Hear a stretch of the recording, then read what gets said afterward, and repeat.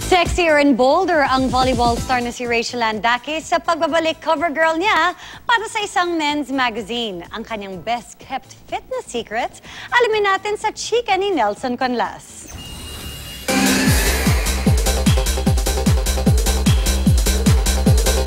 Strong is sexy. Yan daw ang motto ng pro volleyball player na si Rachel Andakis. Kaya naman ang bisitahin namin sa kanyang practice, nangangalit ang bawat hampas ni Rachel Ann sa bola.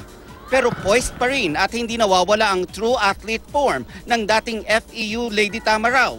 Ang balanse ng strength at beauty, bunga raw ng araw-araw niyang training. Ang disiplina raw na nakukuha niya sa volleyball ang sikreto ng kanyang magandang pangangatawan at glowing skin. Hindi ako lumalabas. As in, gumigimik hindi. Dahil sa kaseksihan, naging number 8 sa sexiest list ng FHM nung isang taon si Rachel Ann. At ngayong June, balik cover girl siya ng FHM Philippines. Matagal daw ang proseso bago siya napapayag sa isang sexier and bolder photo shoot.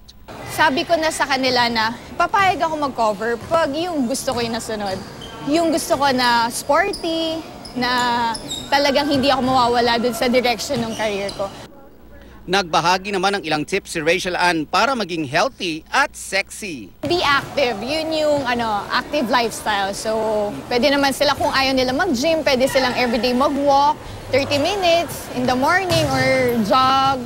Ganun kasi madami naman pwedeng gawin. So, may pilates na ngayon, may yoga. So, kailangan lang maging active yung lifestyle.